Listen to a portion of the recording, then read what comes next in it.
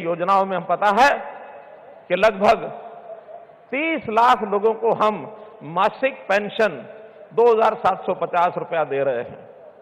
उसमें वृद्धावस्था पेंशन है, उसमें विधवा बहनों को पेंशन मिलती है, उसमें दिव्यांग बंधुओं को पेंशन मिलती है, कुछ और जो परमानेंट स्थायी बीमारी के नाते से कुछ लाचार लोग हैं उनको मिलती है, 27.5 रुपए मिलती है।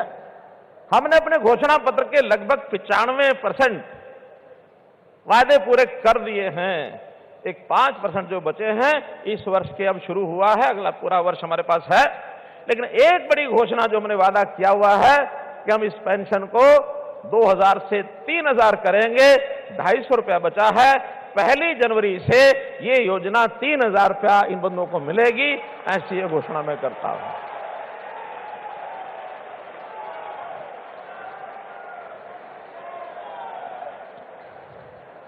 बंधुओं, अंतिम जो बात मुझे कहनी वो ये कि आज हम करनाल की धरती पर बैठे हैं। करनाल दानवीर कर्ण जी के नाम से और जाना जाता है। दानवीर कर्ण के बारे में हम जानते होंगे कि वो एक सामान्य परिवार में जन्म लिया हुआ बालक, बल्कि एक जिनको हे दृष्टि से देखा जाता है, इस प्रकार के उनके जन्म की कहानी। यानी वो व्यक्ति इस प्रकार के परिवार में जन्म लेने के पर, मां की गर्भ से जन्म लेने के बाद बड़े होकर के कितनी कल्याणकारी योजनाओं के साथ उनको जाना जाता है।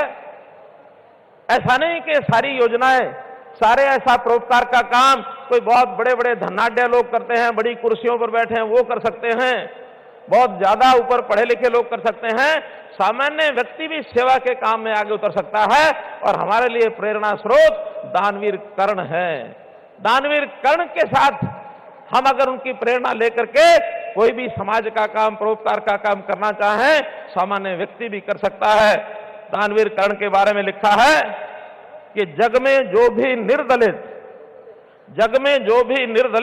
प्रताड़ित जन है, जो भी निहीन है, निंदित है, निर्धन है, ये कर्ण उन्हीं का सखा बंधु सहचर है। विधि के विरुद्ध ही उसका रहा समर है।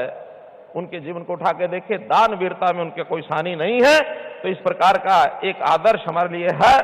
मैं आदरणीय गृह मंत्री जी से एक निवेदन करूंगा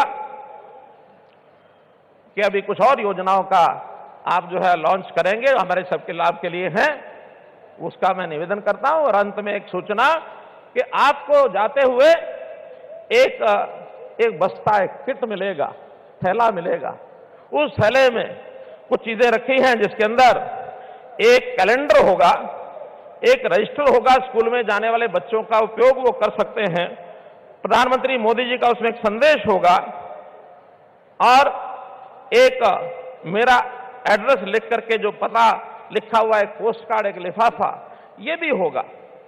आपको मैं आह्वान करता हूं कि कभी कोई मन में बात आए, किसी और को बताए न बताए, लेकिन एक 4 अक्षर लिख करके और मेरे पते लिखे हुए इस पोस्ट कार्ड पर या लिफाफे में कागज डाल करके भेज देना। आपकी हर बात मैं स्वयं पढ़ करके उसके ऊपर संज्ञान लूंगा।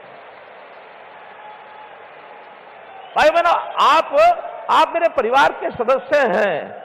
आपको इस बात की भी जानकारी होगी कि जिस दिन आपका जन्मदिन होता है, मैं उस दिन आपको एक संदेश भेजता हूं। आपके जन्मदिन पर किस किस को संदेश मिला है, जरा हाथ खड़े करो।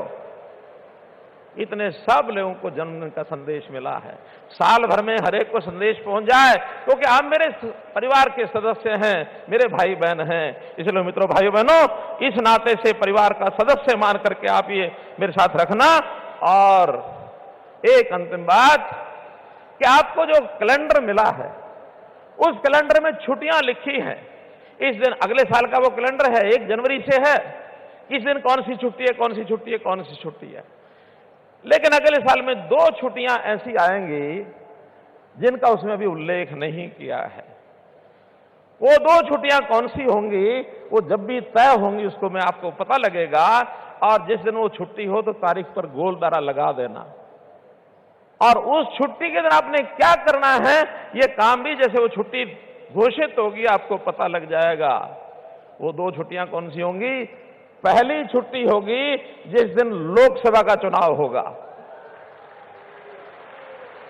और इसी साल की दूसरी छुट्टी होगी जिस दिन विधानसभा का चुनाव होगा। उन दोनों तिथियों पर आप गोलदारा लगा देना। जरूर याद रखना उन 2 दिनों को आपने क्या करना है, क्या नहीं करना है। बस मेरा संक्षेप में, इशारे में जितना कहना था मैंने कहा।